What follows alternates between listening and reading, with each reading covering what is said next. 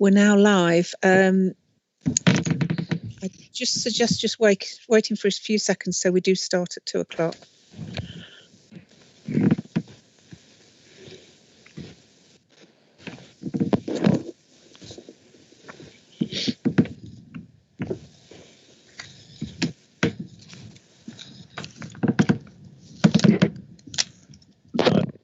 That's fine by me then, Anna. Yes. Yep, agree. over to you. Over to you.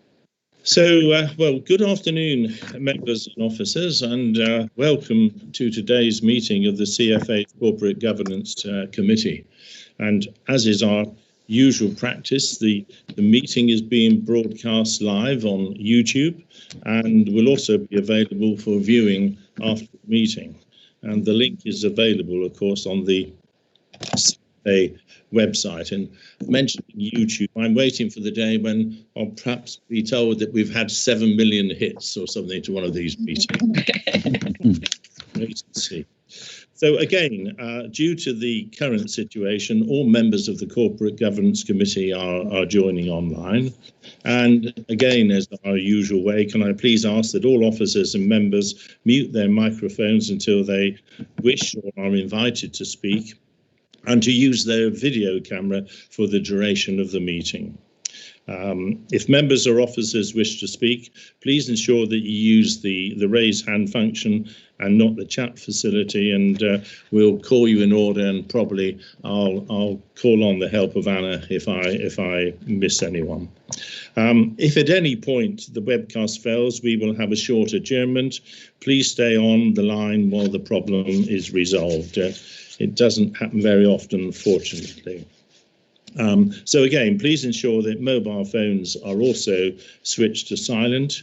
And I think at this particular juncture, I would like to offer a very special welcome to Leanne McMahon, who is the Service Liaison Lead for Her Majesty's Inspectorate of Constabulary Fire and Rescue Services. I think you, of course, Leanne, joined us at a recent CFA meeting, so I think many of the members here today were also present then, and we're very, very pleased to see you. If you would care to say a few words, you're very welcome at this point, or... I'll just say good morning, everybody, or good afternoon, rather. Thank you very much for having me again. Very much appreciated. I found the last meeting very informative, and it's very helpful to have this engagement with you. So thank you for the opportunity. Thank you very much. And I would also welcome, really, an old friend to this panel, Mr. Bill Licorice, who is substituting this afternoon for Mr. Dan Harrison. So welcome again, Bill. So I think if we just start with, I think Anna has done the testing, but just to make absolutely sure that we can see and hear everyone. Councillor Barton, you're on mute. I can see and hear everybody. Thank you. Thank you. Mr. Bentley? Yes, I can see and hear you. Thank you, Ken. Mr. Coxon? Yes, certainly, Chairman. I can see and hear you. Thank you. Councillor Fonseca? Yes, Chair, I can see and hear you. And Mr. Licorice? We can see thank you. Chair. I can see and hear you. Perfect. Thank you. Mr. Kaufman? Yes, Chair, I can see and hear you. And Mrs. Newton? Yes, I can see and hear you. And last but not least, Councillor Tharligdar. Yeah. Hi, Chair. I can see and hear you. Thank you. Thank you. And also, again, I should just welcome Colin Sharp from the City, who is actually going to answer or stand in for any questions from Alison this afternoon. So welcome to this meeting, Colin. Very good to see you. So if I turn to the agenda proper, and particularly agenda item 1, the only apology that I have, of course, as I've already mentioned, is from Councillor Harrison, and again, Mr. Bill Licorice is substituting for that. Agenda item 2 is to receive declarations by members of interest in respect of items on the agenda. Are there any declarations, members? I suspect not. No. Okay, thank you. Agenda item 3 is to advise of any other urgent items within which the chair has decided to take as urgent. I have not been notified of any urgent items. So agenda item 4, there are just a couple of points here to really mention. They're not exactly being issued, but at the end of this month, we will see the retirement of the Assistant Chief Fire Officer, Richard Hall. Now, Richard is very well known to us all. He is indeed has been an excellent and well-respected officer for the authority. He is certainly extremely well known in Rutland. In fact, he actually lives in Rutland, and he's almost been an ever-present at many of our events in our civic organisations. And I'm sure the same applies throughout the city and actually Leicestershire. So his experience has been so valuable in the past, and I will, with your permission, after this meeting, write to him, giving him our best wishes for a long and healthy retirement, but more importantly for his many years of service to this authority. And then the other incident. Councillor Ball, just yes? to say, Mrs. Newton has her hand up. I think she might Oh, have a I'm question. sorry. I beg your pardon. Yes, Mrs. Newton. It's on that item in particular. I would like also to echo our congratulations to Richard on his retirement. He has been a great and an excellent officer, and I think in many ways he's been a personal friend to many of us, helping us and offering advice when needed. And I think he'll be sorely missed, but we do wish him a happy and well-earned retirement. So do pass on, officers, please, our very good wishes to Richard for a happy retirement. Thank you. Can I just perhaps appropriate bring you in, Callum, on just for a moment on this particular item? Thank you, Chair. Yeah, good afternoon, members. I can't echo your comments enough. Whilst I've only been in the service for a relatively short period of time, I've relied on his experience, his energy and his knowledge to help and guide the service. So I fully endorse the comments you've made. I certainly had a conversation with him yesterday to relay exactly my feelings for that, but it's very nice that the members recognise that, and I will pass that on to him, and I'll probably get him to watch the YouTube broadcast so we get an extra view for you, sir. Okay, so well done. But thank you very much for that, and Betty and I will liaise on that so that we can send some appropriate words after the meeting.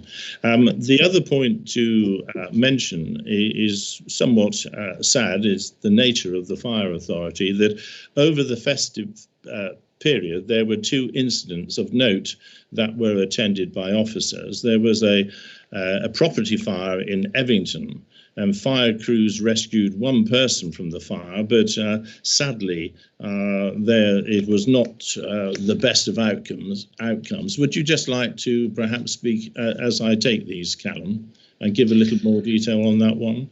Yes, certainly, Chair. A very regrettable incident at any time, but obviously over the festive period, it seems to hit a little bit harder. Crews were called to a ground floor property, arrived, a reasonable fire showing, some excellent efforts to get into the property, rescued an individual. Crews worked really hard and in great collaboration with the ambulance service on the outside. Unfortunately, they weren't able to revive the individual. The cause of the fire is accidental. I won't go into too many more details. Always tough for crews to physically rescue someone and then not be able to revive them. So quite a tough incident on the crews that then kind of dusted themselves down, turned themselves around, and then go on to the next incident, which you're about to talk about, Chair. Well, indeed, and as you say, very sad always, but particularly sad over the festive season. But yes, the second item to praise you of, members, there was a large workshop/garage fire in the Belgrave area of the city. This was indeed a very large fire and saw 10 fire engines and a number of officers and special vehicles, including the aerial ladder platform, attend. And I think we had exceptional firefighting tactics, which meant that the fire did not spread to a connected building or one that was indeed very close. But you're the expert on this, Callum. You have some additional knowledge. Over to you. Yeah, thank you again, Chair. Assistant Chief Officer Grucock went to the fire as it was evolving and could give probably quite a good commentary around that. I went the next day to see with crews, and in my professional experience, they had no right to stop that fire spreading. It should, by all logic, have spread to the side building and probably to the rear. But some incredibly brave firefighting tactics at the beginning, aggressive tactics, actually saved the place of worship next door and a commercial building to the rear. Really, really good stop. There's not often firefighters can stop the spread of fire to that rate. So some really, really good professional firefighting, some good decision making. Certainly, I've expressed my thanks to the crews, because it's it doesn't sound good that we had a 10 pump fire and we lost the building to fire, but actually the really good stuff there was preventing the spread. So yeah, really good professional firefighting. Thank you, Chair. Yeah, well, that's really good, and of course it sets that we know we have a most excellent fire authority and excellent officers, etc. So thank you very much for that. Agenda item 5 then is we need to confirm the minutes of the meeting held on the 18th of November 2020. They obviously have been issued. They are pages 5 to 10 on your agenda pack. And I would like to propose from the chair that the minutes are taken as correct, and then I can sign them afterwards. I'm looking for a seconder. Seconded, Chairman. Thank you, Mr. Coxon. That's fine, seconded. And I take it there are no points arising, so I think we can. No points on the screen. So we'll move on then to agenda item 6, which is our first report. It's on performance monitoring from April to November 2020. It's pages 11 to 48 on your agenda pack. And I think, Chief, you're going to present this report. Over to you, Chief. Thank you. Thank you again, Chairman. So this paper is the regular performance update that the Corporate Governance Committee receives. As always, the members will have looked at it in advance, and probably a lot of what I'm about to talk about will focus on page 15, 16 and 17 of the bundle, which is the table. I suppose overarchingly, before I get into the detail, this is an incredibly positive set of performance reports. Almost all of the incident types are down in numbers, but I need to kind of bring a tinge of realisticness into this, that actually it's probably been impacted by the impacts of COVID that's reduced the number of calls we've gone to. Certainly in the first national lockdown, we saw a significant drop of the number of calls to service we responded to. In the second and the ongoing third lockdown, that figure has pretty much plateaued, and we've probably gone back to a normal level of service. But the performance reports that we're going to talk about have been influenced by COVID, positively on the whole, but it's only right and proper of me to kind of stress that the figures have been skewed by COVID. So the only one that hasn't really dropped down, which actually has gone up, is the key performance indicator 1.4 line B, which is assisting other agencies and affecting entry and exit for other agencies. We've seen the numbers of these increase. Some of that will be due to COVID. Certainly the ambulance service at the moment is very much under pressure from the additional pressures that COVID has brought to them, as well as the normal winter pressure. So they may be calling us a little bit more to support them. Just for members' understanding, to kind of describe this and bring this to life, what do we do for other services and why do we assist them? Generally speaking, it's when there's a concern for persons or someone hasn't been seen for a number of days or on occasions weeks, and there's a genuine concern for their welfare or their life. The powers given to us under the Fire and Rescue Services Act are quite wide and far-ranging, and that allows us to force entry into the property for the concern for persons. So we've one of the few agencies that has the legal power to do that. Police is the other one that has that legal authority, but obviously their capacity and their pressures are higher than ours. So over the last sort of 3 or 4 years, we've transitioned into filling that role. Also, I'd suggest that the services are becoming more and more aware of our ability to do that and are potentially calling us more. Unfortunately, the nature of those calls tends to see us be exposed a little bit more to incidents where people have sadly lost their lives. Obviously, there are some happy endings to those where we'll go and force entry and the individual is fit and well, just unable to answer the door or whatever it may be. But equally, there are a number more instances we go to where people have sadly lost their lives. Because of this, we're now including a bit more information into the table, which is it's spread over pages 15 and 16 of your bundle, which is KCI 2, fatalities and casualties. And you'll see section 2.5 is now included in the table, which is around the number of TRIM incidents. TRIM stands for Trauma Risk Management Process. So as we become more and more aware that crews are exposed on a more common basis to fatalities, that will have a mental health and a well-being effect on crews over a period of time. So the TRIM process has been in place in the organisation now for around about a year, and it's a confidential and secure ways for firefighters to be contacted or to reach out to people to talk about those mental health or well-being issues in a secure, safe and confidential environment. It's recognised across the country as a very good industry standard. I think it originated in the military and has kind of come through into the police and now fire and rescue services. I'm also proud to say I can't give you too much more information about the TRIM actions because they are exactly that. They're confidential. But obviously, we've got that high view, and I wanted members to be aware of that simply because it shows that we are looking after the well-being and the mental anguishes that the job can provide. Before I go on, Chair, I see Mr. Kaufman's raised his hand. Would you like to ask that? Would you want me to take that question now or carry on and take it at the end? I think perhaps, Mr. Kaufman, if it's appropriate, you can come in there.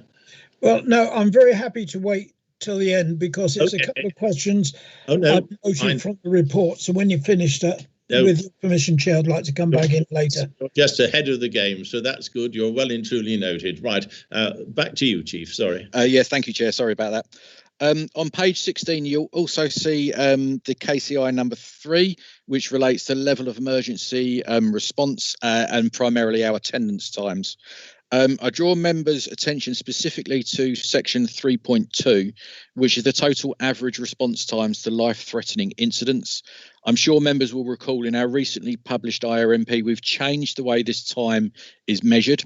So that time now includes the second the call is connected to our fire control room to the second that our first appliance arrives. So it's a really clear 10-minute attendance time that now includes all of that call handling time and processing time.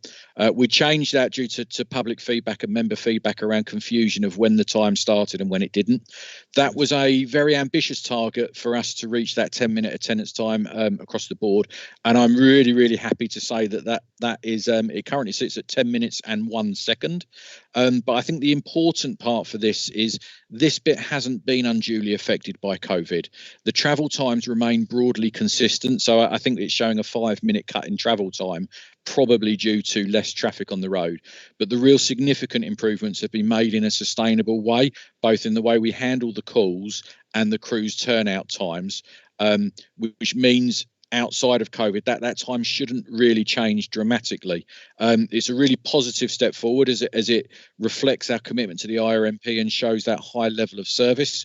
So it's a really positive marker for that and a way that I think we can sustain it rather than it being related to COVID.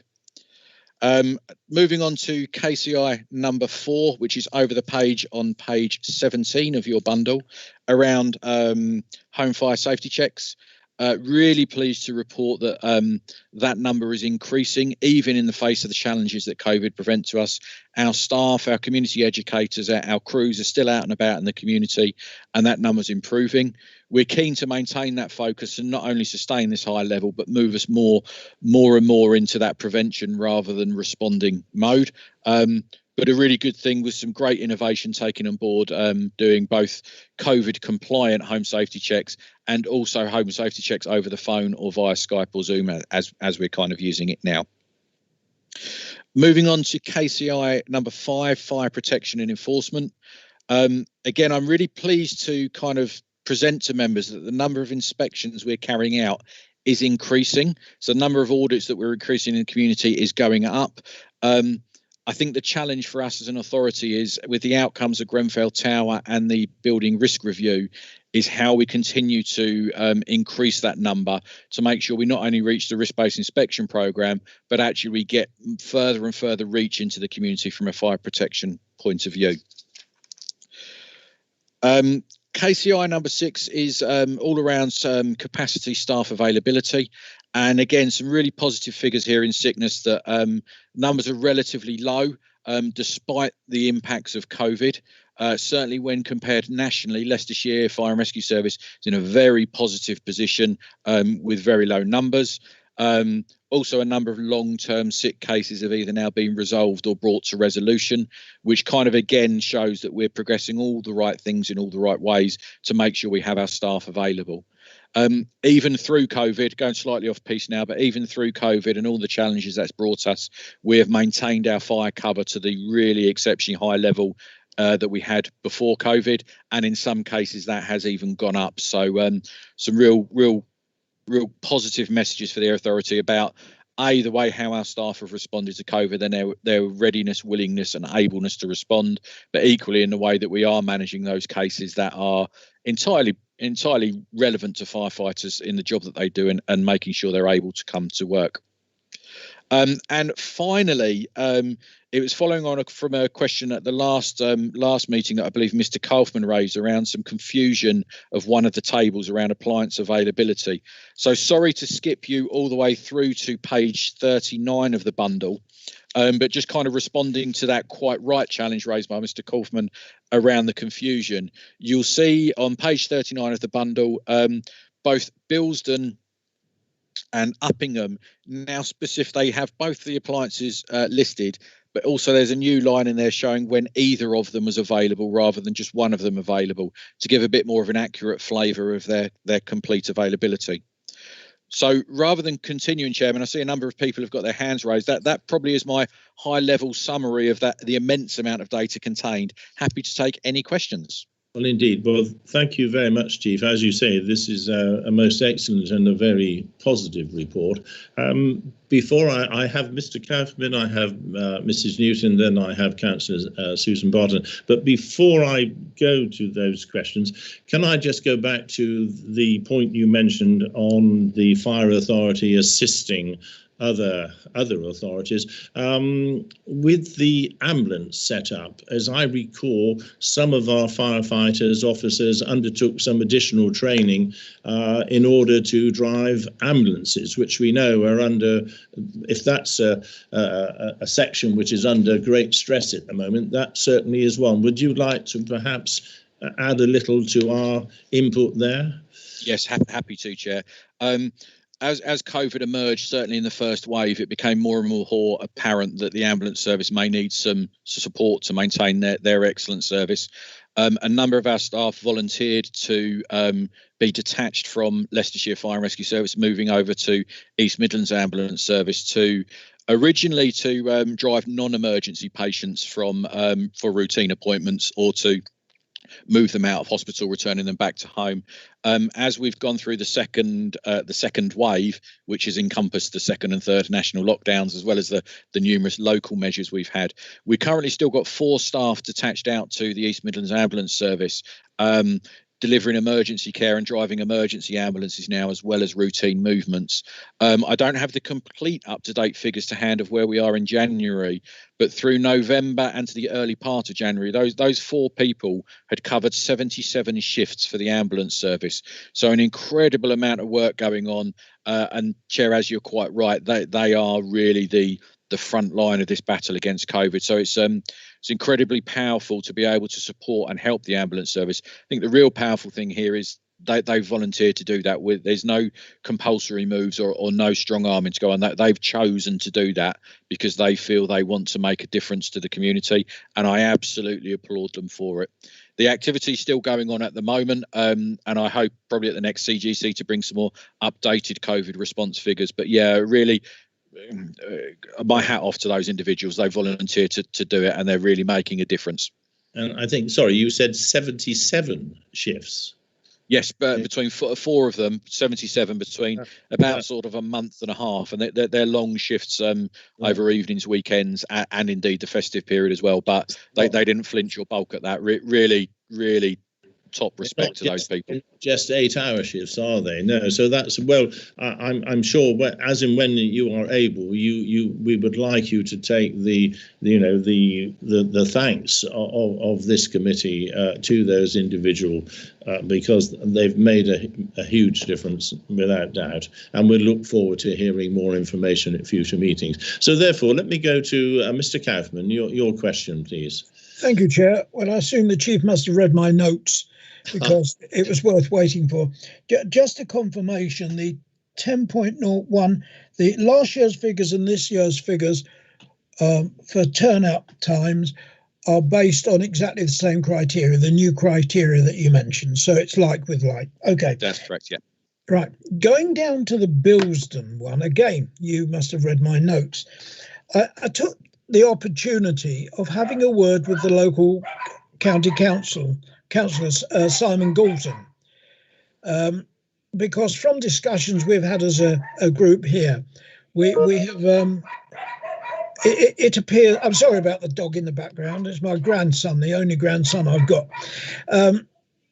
We have discussed the problem because things have changed. In the past, somewhere like Bilston would have a lot of farm workers close by, and as it became a commuter area, people moved out.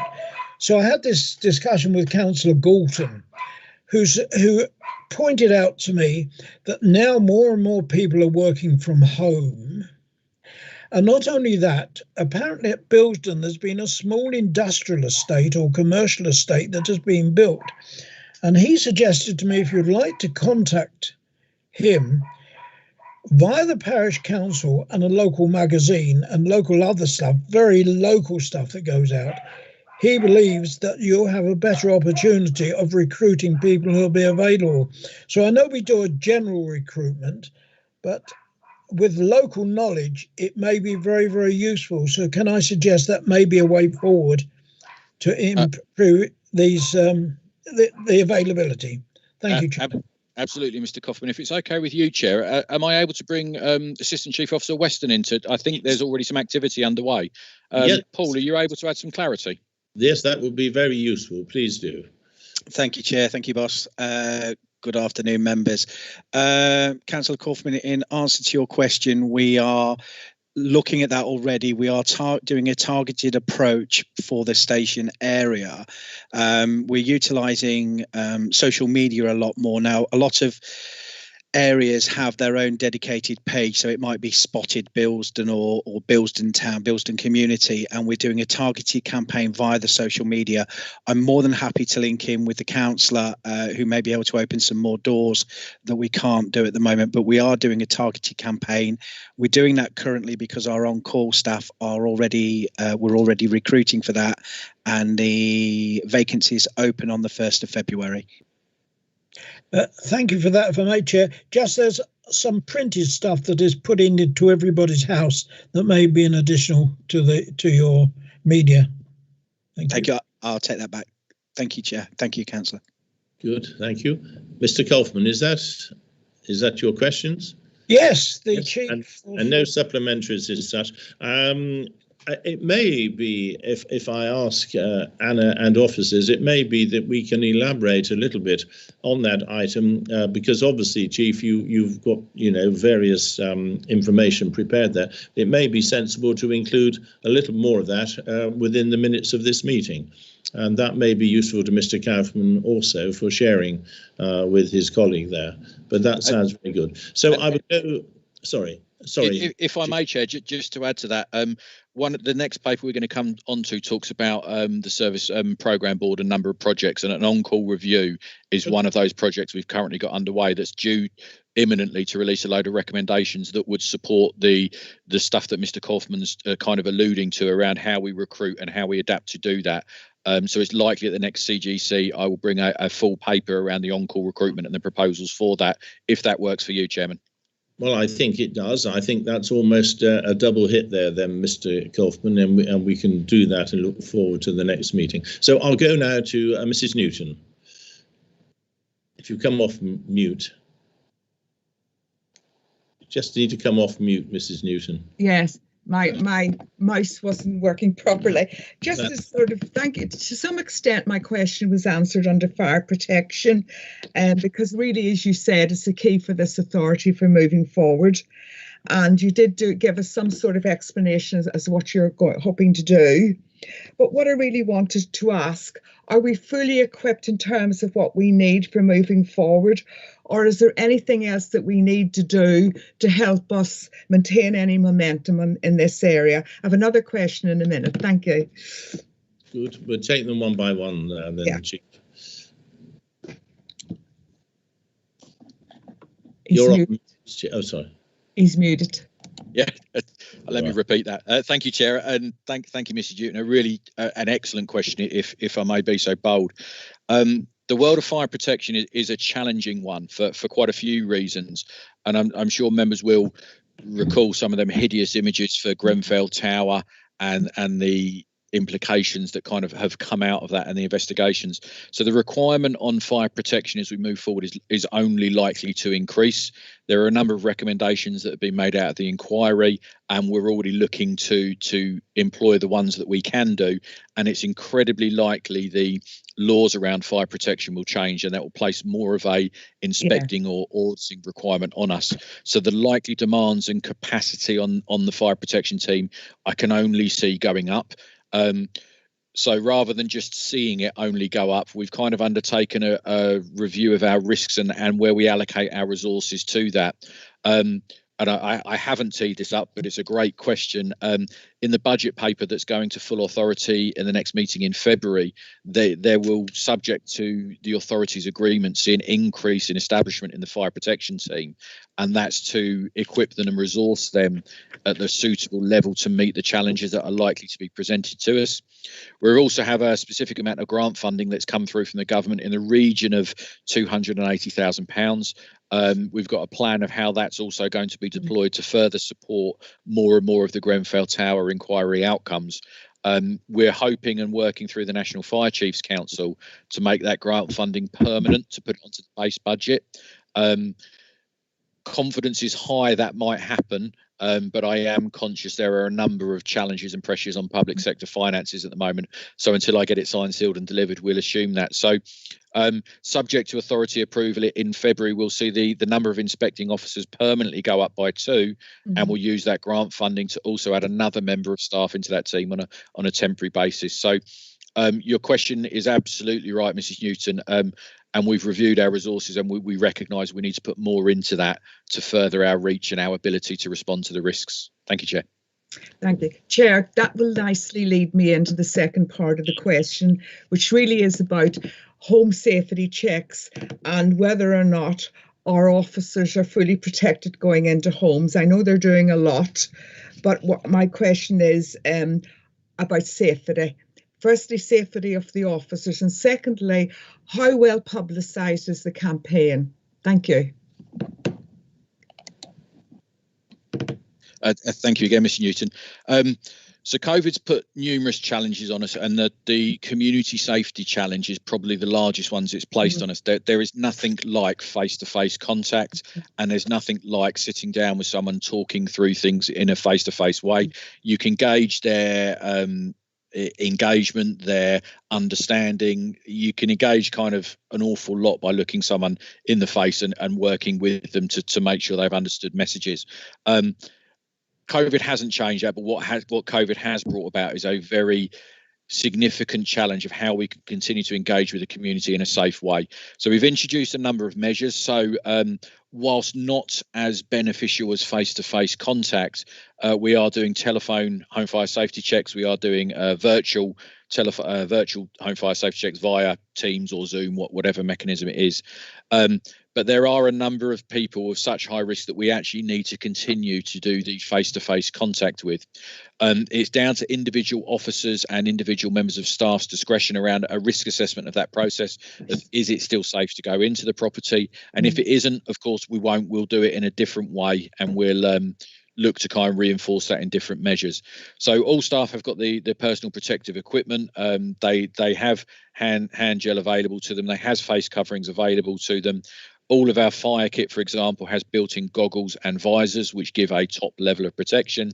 We also have respirators, which are not conducive to home fire safety checks, I have to say, because it could seem a little bit more oppressive rather than engaging. And obviously crews have breathing apparatus, but again, not suitable for the community safety environment.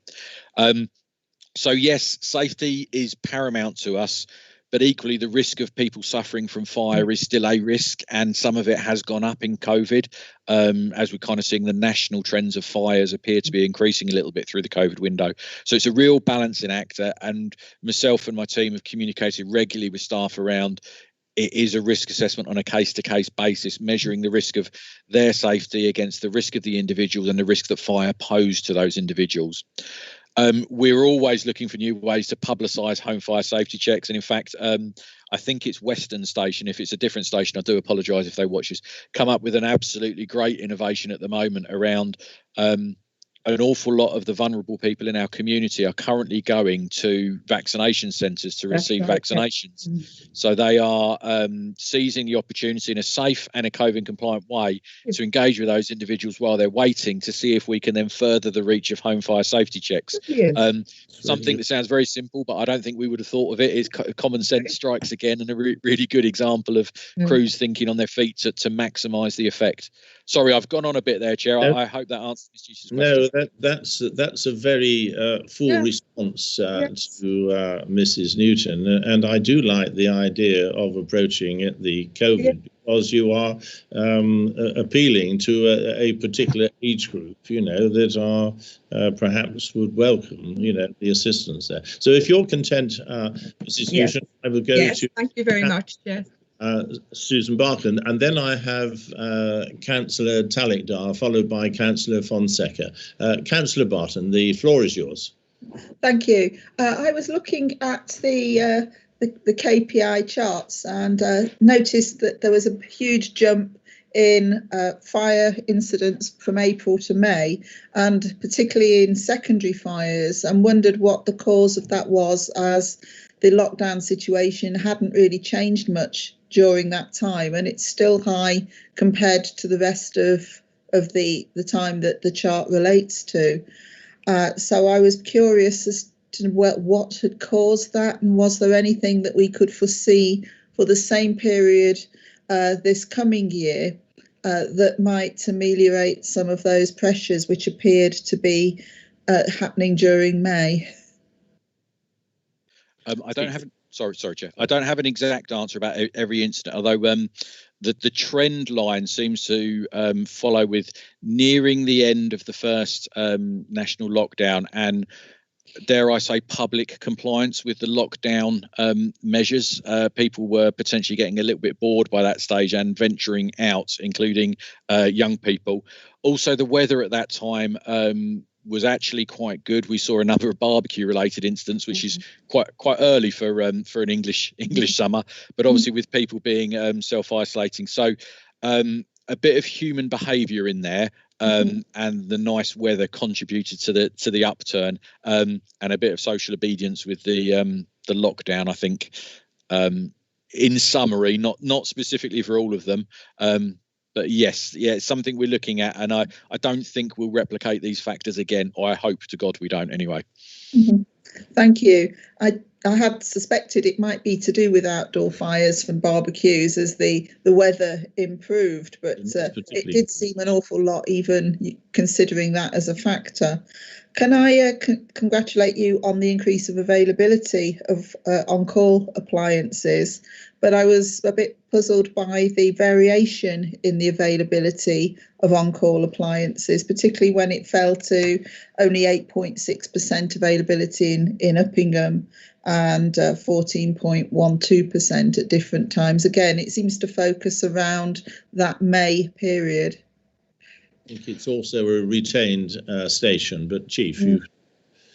Yeah, the availability of on-call throughout the year has been phenomenally positive, and I will stress that it's heavily skewed in a positive way because of COVID situation, people being furloughed from their primary employment meant that they were potentially able to give more cover. And I think it does mask to some degree the ongoing problem with on-call recruitment, not only within Leicestershire, Leicester and Rutland, but also countrywide. And this is where I think Mr. Kaufman's comments are absolutely right. The demographics of our communities may change because of COVID. More people might be working at home. There may be more staff available to us to help with that. So hopefully, as we adapt to the impact of COVID and as we move forward outside of COVID, some of those home working practices will continue and open up a new market for us to recruit. But it doesn't change the fact on-call recruitment is a challenge for us. Thank you. Supplementary, Councillor Barton. Sorry, yes. Sorry, just one more quick question, Yes, and that is to do with the response times. Have they been affected by there being fewer vehicles on the road during this lockdown period? And is it likely to have an impact once people start getting out and about more? So I think the data suggests probably not. The actual travel times from station to incident have only really come down about 5 seconds in total. And driving fire engines is it's a unique art, and I'll take my hat off to those people that do it, because they're really quite big vehicles. They weigh an awful lot, but they've got a fair amount of power behind them at times. So actually, the key in driving fire appliances is not only safety, but it's maintaining an average speed rather than getting up to high speeds, then have to brake at roundabouts, junctions, etc. So the art of driving is about maintaining average speed, and obviously the blue lights, the positioning and the skill of the driver really contributes to that. So whilst there has been a 5-second improvement, I don't see that massively affecting our attendance times, simply because it's more about the average speed than the top speed. So hopefully that's answered your question, Councillor. Thank you for that informed reply. So it's good, because we don't always think of these things ourselves. Thank you. You're welcome. Well, thank you, Councillor Barton. Councillor Talikdar. Hi, Chair. Can you hear me? Yes, indeed. Yeah. Thank you. Yeah, my question is KCI 5, fire protection and enforcement. If we go to number B, action plan and enforcement, I can see April, May, June there is no action or enforcement, but July, August, September, October, November, there is a 5, 9, 7, 7, and 8 action and enforcement. What is the outcome of action and enforcement? Do you have that, please, Chief? Thank you. Certainly, Councillor Thakkar. You're right to recognise the low numbers in April, May and June. Fundamentally, this was due to the impacts of COVID and businesses not being open, so not being available for us to inspect. As we've gone through the year, you'll see them numbers peak, and I'm really keen and pressing on the officers that those numbers not only need to be sustained at that level, but we need to increase them. With a number of audits that we do, invariably the ideal situation is to audit all the properties and then be completely compliant with the law and not need enforcement action. But living in the real world, it doesn't always pan out like that, and that's why we have the legislative abilities to take varying levels of prosecutions or enforcement. So the items covered in 5.1b cover a range of options available to us. Some of us is a notices of deficiency, which is almost, we've gone into a property, they don't quite meet the standards, so therefore we issue them a letter to kind of say you haven't met these standards in these areas and you need to improve, and we'll come back and we'll revisit and make sure you've closed them down. And if they have closed them down, then that letter of deficiencies is basically exonerated and removed. Or if the deficiencies are suitable enough or significant enough that they cause a threat to life, we can issue what we call an enforcement notice, which then is basically a very sternly worded letter highlighting their deficiencies against the legal requirements, and if they're not rectified within a certain time scale, we can take prosecution action.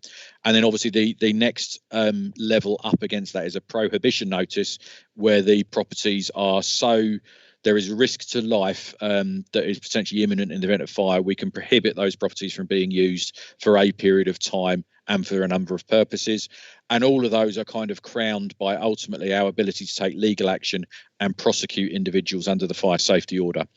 So 5.1b covers all of those kind of ranges of prosecutions and enforcements.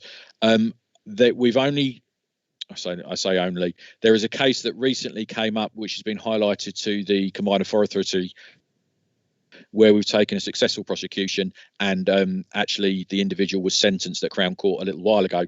So the number of prosecutions is relatively low and they take a number of period of time. So it may well be that as we progress through deficiency notice, enforcement notice, a prohibition and prosecution, some of those numbers may be kind of double counted. I don't have the details available to hand, but I'm happy to share them with you privately around where those current levels of enforcement are.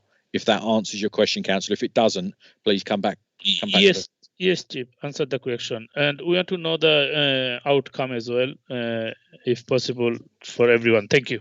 You're welcome. Answer. No other questions, Councillor Talib-Dar? No other questions, Chair. Thank you. Okay, well, Councillor Fonseca, thank you for your patience. Again, the floor is yours, sir. No problem, Chair. Yes, my question. Yeah, thanks for the detailed report. In fact, to get everything going to the report, and you have answered to some of my questions regarding cease and response time as well. My question is regarding the Eastern Fire Station. This falls into my patch, and I'm quite, in fact, I'm quite often with that cycle. That's the part. That's one of the part in my ward.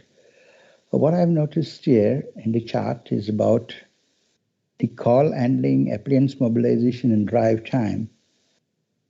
I know Eastern is doing fantastically well, especially looking at this in November, and the status in November. It's doing quite well. Compared to the others as well. But call handling time is a little bit on the higher side. How do we reduce it? And the second question is regarding the fire false alarms. 37% and 40%. I think 40% month of November and 37% for the full period. Is there no way to bring it down, or by way of education or working with the communities or something like that? Okay, Chair, that's my question. Thank you. Questions. Over to you, Chief. Thank you for your questions, Councillor Fonseca. Call handling is an interesting challenge, and it goes on a number of factors. Certainly, it will depend on the location of the call in some factors. So, for example, if we were to receive a call in Eastern or Central or wherever it may be, generally speaking, it's an addressable location. So 21 the High Street, for example. Whereas when you get out to some of the more rural areas of our area, it can be difficult to get a specified address to mobilise to. So if someone's travelling between two villages and sees a fire in the field, it's not as simple as saying, oh, it's 21 the High Street. We have to gauge kind of where people are in that road and what they're near to. So that accounts for some call handling difficulty, particularly in the rural areas. Now, obviously, Eastern isn't particularly a rural area. So some of it will come down to are people travelling through the area who aren't familiar with the area. There may be some language barriers, some difficulties in drawing the information out. There's some phenomenal things at the moment, an app called What 3 Words, which actually gives a 3 metre square across the whole globe, a specific 3 words that you can report through to fire control and will instantly pinpoint the location. The other thing with call handling time is the mobilising system and how that processes the data. And I think there is some improvements we can make in that area, but that doesn't specifically relate to Eastern, that specifically relates across the board. And we're working with our supplier to try and drive some of those improvements through. My gut feel would be, certainly for the Eastern patch, there may be some language difficulties or some problems in getting the relevant information out of the caller in a quickest possible timescale. Thankfully, with Easton's location and a very proactive station that they are, their engagement levels with the community are high, and I know they're working on breaking a lot of those barriers down. The second question, if could you just refresh me on the second part of the question? Yeah, the false alarms, the 5 false alarms. That is 7%. Yeah, again, false alarms is an interesting thing because it's not as simple as one single false alarm. It can be that someone sees smoke and calls us, and it's just a bonfire in the back of someone's garden. It can be an automatic fire alarm that's gone off either correctly or incorrectly. So there are a number of subcategories down false alarms. Our control center, our call handlers work really hard at challenging all the calls coming to make sure they're genuine calls, and making sure that we get the right level of response. It's something we're trying to continuously work from. And if you look back historically, we have reduced the number of false alarms that we go to. I suppose the key phrase that's very keen in the fire service is we never go to a false alarm. We only come back from a false alarm, and there'll always be some that we need to go to that aren't false alarms. So it's a really fine balancing act to make sure we attend the right calls and not cut off calls that tend to that may be false alarms. So I think your question is right. We have an ongoing piece of work across the sector, not only Leicestershire and Rutland, to reduce false alarms, but it's not as simple as just saying they're all automatic false alarms. Hopefully that answers your question, Councillor. Thank you. Thank you. Okay, well, thank you, Chief. Thank you, Councillor Fonseca. May I just check, Councillor Barton, is that your hand just up from your original question, or did you want another question? No, it needs to come down. I've pressed it, but it goes back on again. Don't worry, It's gone down now. Thank you. Absolutely fine. I just wanted to check. So therefore, from the chair, I would like to move that the performance of the Leicestershire Fire and Rescue Service for the period April to November 2020 be noted. I'm seeking a seconder. I second. Okay, I've got. Okay, I'll take Mrs. Newton. Thank you, Mr. Licorice. I think Mrs. Newton beat you to it there. Thank you very much. So we'll take that. All is duly noted. Thank you. So therefore, we move to agenda item 7, which is the Service Development Programme and our Plan 2020-24 update. It's pages 49 to 62 within your agenda packs. And again, Chief, as you've already indicated, there's some further interesting information to come in this report. Yeah, thank you, Chair. I won't take members through all the items. I'll just kind of draw attention to those that I think are particularly pertinent. I think it's also, this paper is really useful at kind of showing the amount of work that is also going on in the background throughout the rest of the service, as well as our response to COVID and as well as our business as usual. It is kind of really useful to show where we're looking to progress and move the organisation forward. The first one that I would draw your attention to is the Emergency Services Network, page 49 and 50 of the bundle. The Emergency Service Network, or ESN project, is a government-led project which is looking at replacing the national infrastructure for our secure radio comms and communication for emergency services. So it affects police, fire, ambulance, Coast Guard and other services as well. But it's also fair to say this programme has run into some significant technical and timescale issues. And at the moment, the go live has now been pushed back from, well, in theory, the original timetable, we should have been live with it already. It's now been pushed back into 2025 at the moment. There isn't a lot we can do to influence or help or move that project on. So the reason why I'm talking about that is the timescale is particularly critical for us, or not critical. It offers us an opportunity now. So with the 2025 timeline, that now means this project going live is pushed back beyond the life of our current contract for the mobilising system. So it potentially affords the authority some opportunity moving forward to use grant funding to get us ready for ESN compliance, potentially to invest in a new mobilising system, or to continue the contract of our current one, depending on what we'd choose to do. But it probably, this this timeline is very interesting now and affords us some opportunity, and will probably be discussed further in coming full CFA meetings. I would imagine under some confidentiality due to the commercial sensitivities of it, but it really offers us an opportunity to plan for the future and potentially offer an efficiency saving for the authority moving forward. The next one I'd like to talk about is the Views project, which actually is on page 50 of the bundle. Not often seen as a particularly sexy or particularly glitzy project, because it's talking about data and presenting data, but actually we're moving forward really quite nicely now, making sure that the data really tells us and informs us and works for us, rather than becoming a drain on the service to produce the data. So we've seen some really good interactive dashboards that allow us to analyse not only at a senior level, but looking more and more down at the local level, to allow crews to see their patch, their community, their incidents, and where they can best target their community safety.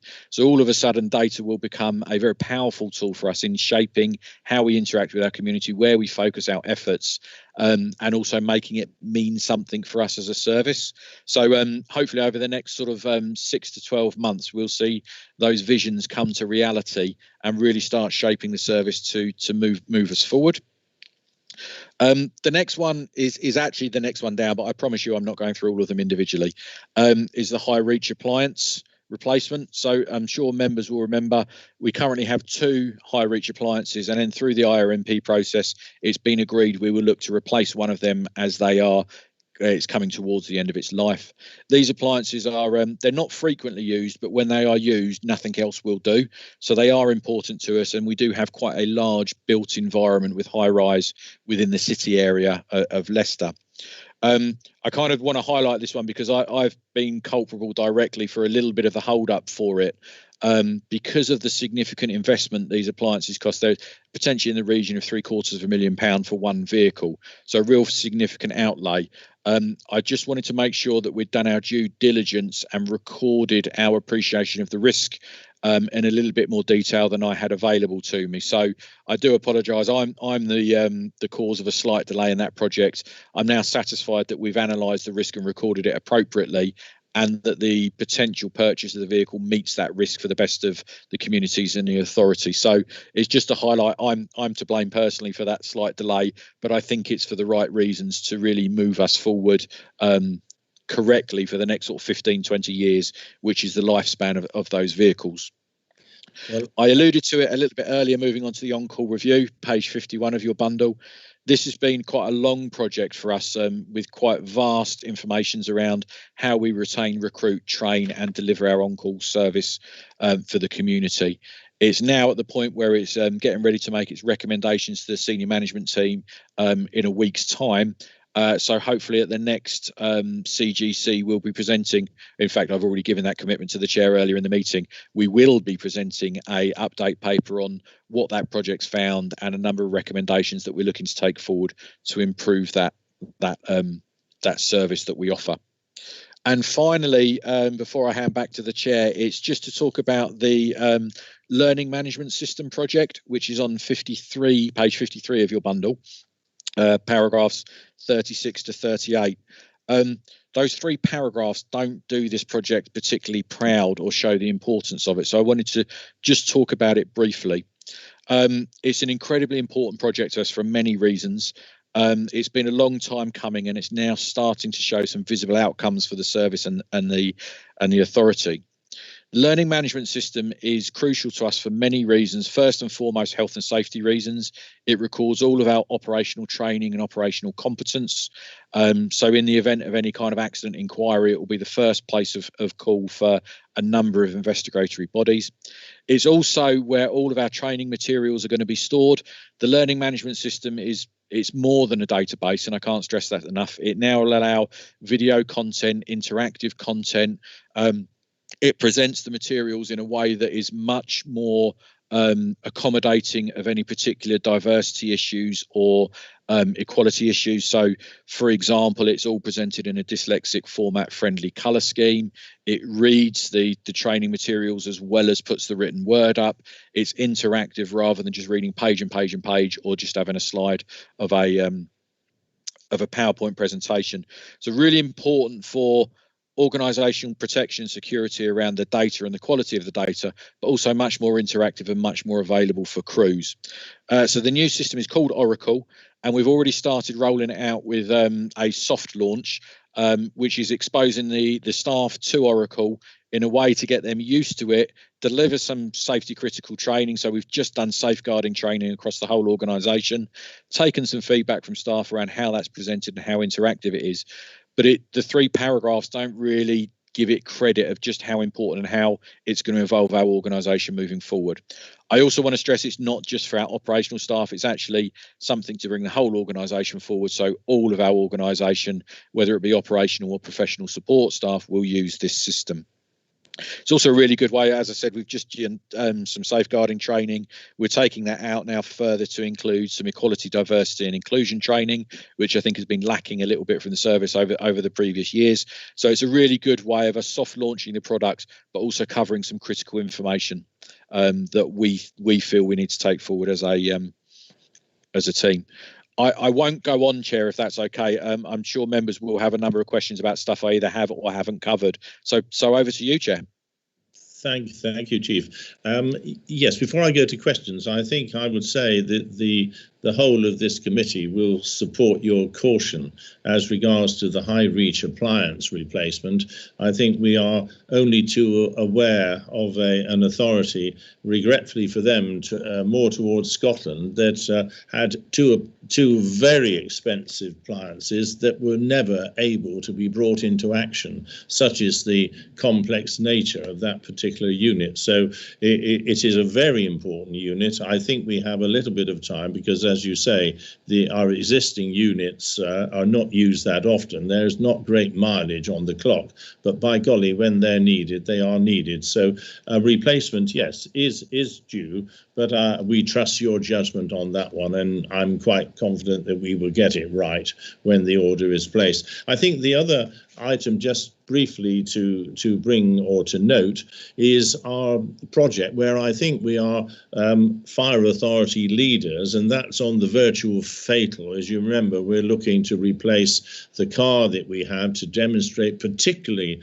to the younger age group, the dangers of joyriding and car accidents. And of course, we also have that wonderful set of IT virtual equipment, but that's there. That is obviously been delayed because of COVID, because it is very much an interaction one. But is it worth just 2 lines on that? I mean, it is such an important thing for the future, Chief, isn't it? Absolutely. We are leading the way, certainly when it comes to virtual reality and immersive reality. We've kind of had the car with us for a number of years now. It's reaching its end of life. And we're very lucky to have an individual called Paul Spate, who's incredibly passionate about really using virtual reality to kind of lead our way forward. So the new project that's underway is it's not just a van, but we've purchased a van that in it will go a number of seats that are on pneumatic activators. So as you put the headset on and are exposed to whether it be a car crash or a community safety activity, fireworks, whatever message you want to say, you're visually immersed in it, you're audibly immersed in it, and you're also emotionally immersed in it. So actually the learning experience, and all scientific evidence now is showing the immersibility of a scenario actually creates you a memory rather than an educational input. So the science is really leading towards it. It's going to be an absolutely brilliant piece of kit once we get it. It has been delayed simply because we weren't able to get hold of the van due to import issues around COVID and the availability of Ford vans. So now we've got the van and the construction's well underway. Certainly as we come out the tail end of COVID, it would be something I'd be really keen to engage with members either on an awareness day or a training session. I can't do it justice by talking about it. It's something that really needs to be seen and experienced. Yeah, incredibly exciting. We are leading the sector in that environment, and something we're really keen to further on. So thank you for bringing that up, Chair. I hadn't thought about covering it. No, thank you, Chief, very much. I have a question from Mrs. Newton. Mrs. Newton.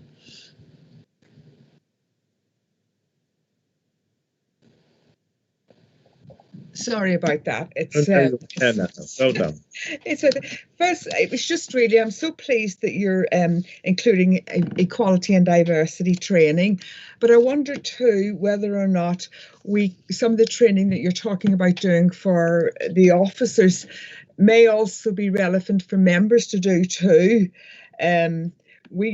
I think we could do with the refresh on some of the issues, because it's been a while since we've had our training needs met, I think. But I have to say I'm so pleased that you're rolling out a training programme for officers. It's good to have a refresh, but for some new officers it might be their first time experiencing some of the issues out there on the doorstep. So well done in doing that, but I wonder if we could roll it out even further. Thank you. Could I offer some further words there, Chair? Yes, I was going to. Yes. Yeah, thank you. And I think it's fair to say the rollout at the moment is in various phases. So we are using the Oracle system to do some interactive training. I'm really happy to say, whilst I can't tell you who it is, we've just run a recruitment process to increase the number of people in our equality, diversity and inclusion team. And we're appointing a watch manager for a 6-month period to physically get out and deliver some real face-to-face training as well. Because I think it's only fair to acknowledge the Oracle system is very good, but it isn't the only tool for particularly EDI, which needs a lot of conversation stimulating and thoughts. So, some really positive stuff. I know the interviews have taken place, but I don't know if the individuals have been informed. So it wouldn't be fair of me to break the news via a CGC meeting. Okay. Thank you. Good. You're content there, Mrs. Newton? Yes, as chair of the Equalities Board, yes, and I would like to sort of maybe get a little briefing note on it if possible. And thank you, Colin. I'm sure that can be done. I'm not sure, Councillor Barton, is that it is a yes. The floor is yours. Right, I had got my hand up really that time. It was a question about the aerial ladder platform replacement, and I was wondering how many different suppliers there are, and do they all supply the same product, or are there different models that there are to choose from? Yeah, a very good question. I run the risk of going technically geeking out on you now. So there are a number of chassis available to start off with. So predominantly our fleet is a Scania fleet, but you can get Scania, Mercedes, Volvo, MAN, a variety of different chassis. And then there are a variety of different aerial packages that you can put on it. So at the moment, for example, we have a aerial ladder platform, which is a very big boom. Well, our ones are 32 meters long, very big booms that have a smaller ladder at the side of them. You can also get turntable ladders, which are very big ladders, or you can get hydraulic platforms, which are a variation on the aerial ladder platform theme. So there are a number of different options out there, and equally there are a number of different sizes and shapes of those vehicles. So you can range anything, generally speaking, anything above 25 meters or anything below 25 meters is a bit small for an aerial, but you can range anything up to 60, I believe it's 65 or 67 meters, which is a phenomenally large fire engine. So yeah, there's variations on all of them. The number of suppliers are actually quite limited, that there's probably only 2 or 3 suppliers in the market that can then package together the chassis and the aerial package, all of which are available through a framework agreement. So the procurement process doesn't need to take massively long, despite the fact of the value of the aerial ladder platform, because there's a framework process. I can only think of 3 suppliers off the top of my head, which are E1, Angloco and Metz. No, sorry, 4, because Rosenbauer might potentially be on there as well. But obviously that will be done through the procurement process. The specification that we've looked to come up with is it represents the risk we face in LLR, which actually is a really big mix for an aerial appliance. Yes, we've got the built environment and a very busy city environment, but also aerials are used both in semi-rural and rural environments. So, for example, if you were to have a incident at a silo on a farmyard, the aerial appliance is a safe way of working at height to effect a rescue or firefight. So there's a real balance between getting the biggest aerial available for you, but then not being able to deploy it in large parts of the county. So this is why I've kind of dwelled over the technical specification for a little bit longer, to make sure we're getting the best fit for the risk, but also its usability in the county. Hopefully that answers your question, Councillor Barton. Thank you. Thanks. There was one other question which you'll probably be able to give a quick answer to, and that was when I was reading the report, I didn't know what a demountable appliance device was. Yep, so a quick answer. On all fire engines, we have a data terminal, which gives crews access to all of our safe systems of work, safe operating procedures, risk information, particularly pertinent if we're going to road traffic collisions, someone's been in a car crash, airbags and safety devices, all designed to protect the residents of the vehicle, become particularly hazardous to us when we're looking at cutting or removing parts of the vehicle. So a demountable device means that they can physically take that out of the cab, take it to the scene of the incident, have that information available, and almost hold the screen up next to the car and say, right, cut at this point because it's the safe point. So a good addition forward for us. It also works as a standard computer as well, so they can do office work whilst they're out and about in the appliance as well. So great for productivity, but also great for crew safety as well. Thank you. One last point, and that is, will the firefighters, our frontline staff, be priorities for receiving COVID vaccine? And obviously I've mentioned this on the email that I was keen that those returning from other duties would get a PCR test, because that is the only one which is actually secure, or more or less secure in the results and outcomes, because the small, although it might be only a 20% risk of a false negative with the lateral flow test, one mistake could actually put a crew out of action for a couple of weeks. So with regards to the vaccine, first off, certainly as a sector, we are pressing through the Minister of Fire and now the Home Secretary to have frontline staff put on the vaccination list. I haven't yet seen that's been achieved, but certainly what is really useful is, is that as a sector we're all pushing for it together, and certainly the Fire Minister and the Home Secretary behind that. So we hope to have an answer to that. More locally, we are expressing through the Local Resilience Forum our desire for our frontline staff and our control room staff as well, to be honest, to be vaccinated at the earliest opportunity, even to the point if they have 10 or 15 vaccines left over at the end of the day, just let us know. We can get a fire engine there within 10 minutes. We haven't had a fantastic response from that yet, but I also have to balance with that with the phenomenal effort that they're undertaking to get those highly vulnerable people vaccinated as well. So we don't want to become a pester or a pain to them. I certainly right here, right now, would love my staff to be vaccinated, as I think it's completely the right thing. And the Fire Minister and the Home Secretary are in support of that. With regards to the PCR tests, this is a complicated problem. I won't shy away from that, and it's also being discussed at a national level between the employers and the Fire Brigades Union, which kind of, I apologise for sending out a long email over the weekend, but I felt it important that members knew what was going on. The crux of the issue is the PCR tests are the definitive way of identifying it, absolutely. But obviously the delay in that is, or the problem with that is, you have a delayed response due to the lab work that goes on. I believe it involves some cultures, but please don't quote me on that, as I'm a fire officer rather than a doctor. The lateral flow tests, you're absolutely right, are they're not perfect. They have an up to 20%, which is why the lateral flow tests form part of a health monitoring suite rather than the individual. You do one test and that's the result. So certainly for our staff that are currently out with the ambulance service, they take lateral flow tests twice a week, in line with exactly all the paramedics and NHS workers. So yes, you're right, there may be up to 20% mistake error, but obviously if you're doing it consistently over a number of times, that error rate comes down simply because you're doing more and more tests. The problem we would have is not particularly for LLR, but certainly for somewhere like London, where they've got 200 staff out in the organisation driving ambulances.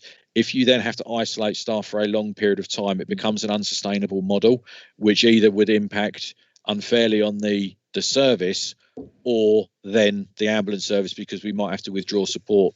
I think the other factor we have to consider is we've also got quite a lot of on-call staff in the organisation that have primary employment elsewhere. Some of those are paramedics, some of those are teachers, some of those are NHS workers. If we were to employ the PCR route, the likelihood is they either wouldn't be able to perform on-call duties or they wouldn't be able to perform their primary role. So I think it's a really fine balancing act about what's right for safety, absolutely, but what's right to continue to deliver the service, or indeed the on-call firefighters' primary employment. A complicated issue at best, I think. Yeah. Right, thank you. I know my experience of having PCR is I've had results within 24 hours, so it isn't that long a delay, and it just seems a small gesture if it helps staff feel more to feel safer. Good. But anyway, thank you for that full response. Well, thank you for your questions, Councillor Barton. I think on the high reach appliance, I think you can consider yourself the member expert in that field. We'll appoint you the lead member. There you are. So, thank you. I'll go to Councillor Fonseca, please. Yes, Chair, a quick question. On page 54 of the report, regarding home safety check, you allude to community educators. Can you please elaborate on that, please? Yes, certainly, Councillor Fonseca. My apologies, it's a term we use within service. So all of our operational staff undertake community safety activities, but they balance that against operational training needs, going to operational incidents, testing equipment, maintenance of the station. So actually the time available to them for community education isn't always as much as we would like. So for that end, we employ a group of very talented individuals who are non-operational staff or professional support staff, who their sole duty is to work with the community either to educate or to make safer through their daily duty. So for example, they probably have and I don't say this against operational crews, but I do say this in favour of the community educators, they have a slightly higher skill set when it comes to engaging with those people with slightly higher safety risks or slightly higher vulnerability. And they're completely dedicated to that role of engaging with the community, certainly the high risk members of the community. And it just furthers our reach of getting out there. And with the best will in the world, crews are very, very good at what they do. But on a pound to a pinch of salt, you can guarantee they'll get halfway through something, an emergency call will come in and they obviously go to respond to the emergency call. And the community educators are then there to be able to guarantee that delivery or to support crews for some of the more challenging environments. Okay. One more question on that. Yes, indeed. Do you have a video on YouTube or a video clip, in fact, about functioning of, so that people can be educated on that as well? Do you have those? Sorry, is that for the community educators? Yeah, the way they go about doing things. And we're talking about home safety check, isn't it? Yes. We're talking about home safety check in this instance. Yep, I will. I can't answer that because I don't know, but I will check and I'll come back to you if that's okay, Councillor Fonseca. Thank you, sir. Thank you. Yes, it may be useful again if that's included in the minutes, Chief, because then that covers the whole of the membership, as it were.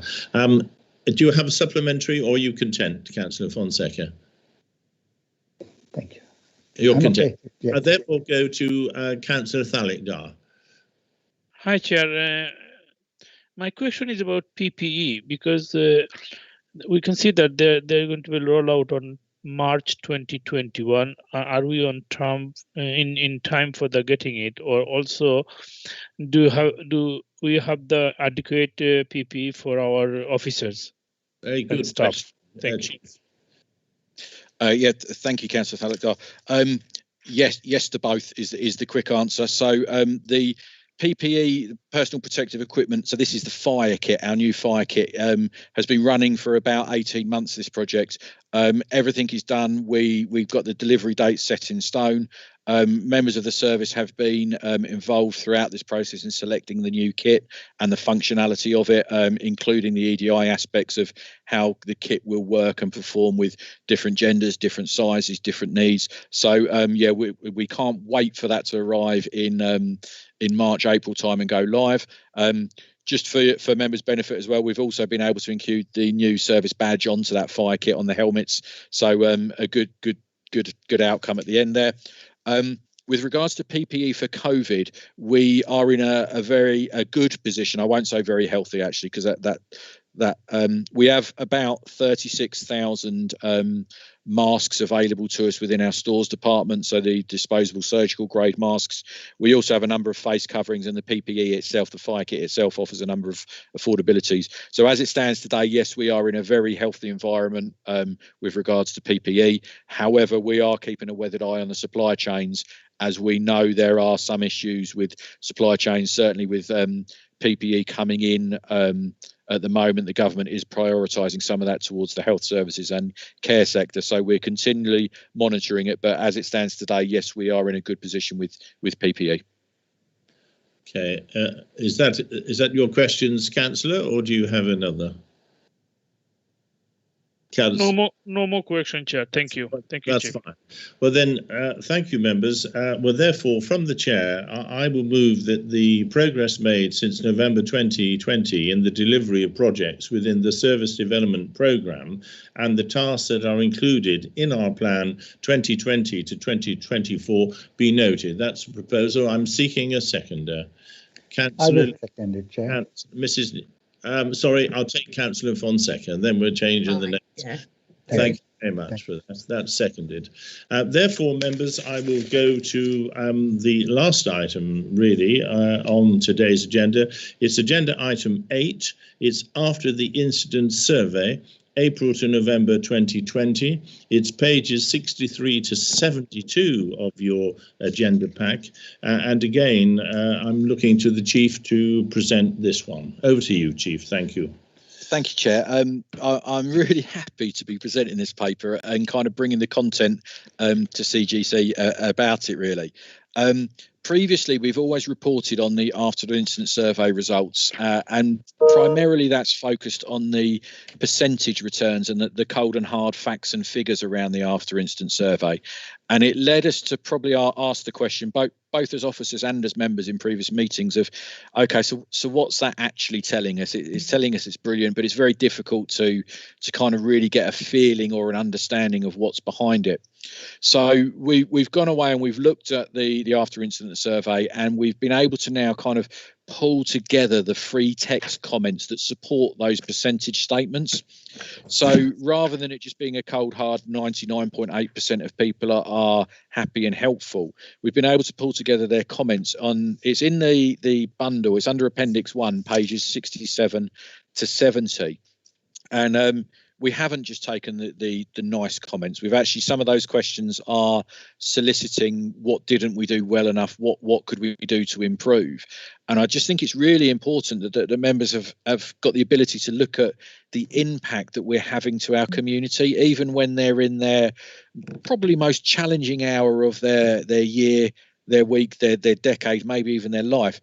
They are so happy and proud of what we're able to deliver them. And whilst they are in a tragic and devastating circumstance, our ability to lessen that or take the edge off it a bit comes across loud and clear. I won't go through all of the comments, but I would really urge people to take a look at it and kind of recognise the positive impact we're having on a daily basis to people. We quite often focus on things that aren't going so well or where we need to improve and what we need to do. So it's really nice, and it's a real honour to be able to kind of present this nice stuff back as well, to give us that balanced view.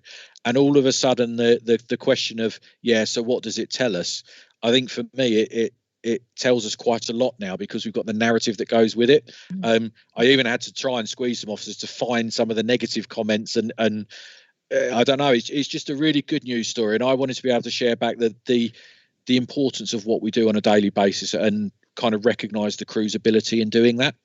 Thank you, Chair.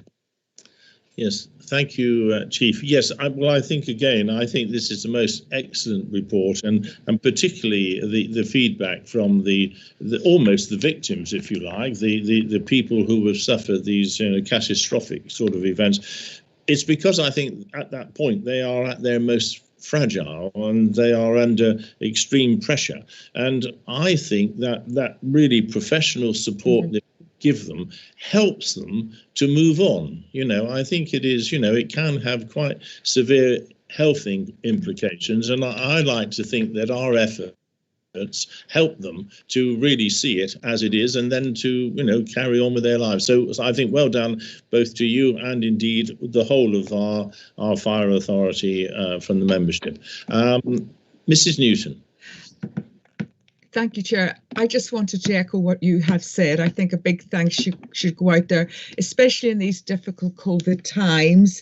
If you look at how well we are performing, but also I'd like to, I don't know where to weave this one in, but I think I'll weave it in here. The use of social media. I think that I frequently access the Facebook page. I find it very helpful and very informative. So I think as we're talking about the public and what could be done, perhaps highlight that we do have a Facebook page and that we ask the public to sort of use it as well. But well done all. Thank you. No, a point well made. Thank you, Mrs. Newton. Members, I can't see any other questions. Well, indeed, just to reiterate again, a first-class report, Chief. Thank you. Yeah. Thank you very much indeed. So therefore, from the Chair, I move that the satisfaction summary statistics and the customer feedback received after the incident surveys undertaken during April to November 2020 be noted. I'm looking for a seconder. I'll second, Chair. And thank you very much, Mrs. Newton. That's seconded. So therefore, members, on agenda item 9, as I've already said, I have no other urgent items. On agenda item 10, I would draw your attention to the date of the next meeting, which is Wednesday, the 10th of March 2021 at 2 o'clock, again via Microsoft Teams. But of course, before that, we have one of our main CFA meetings on the 10th of February, beginning at 10 o'clock. And before I close this meeting, I would like to thank Leon McMahon for attending the meeting, and I do hope that that you enjoyed the content of this particular meeting, and we look forward to seeing you again on some future occasion. So I will close the meeting at 3:26, but I would ask you members to remain online because we are now going to undertake a training session. But thank you very much for your attendance.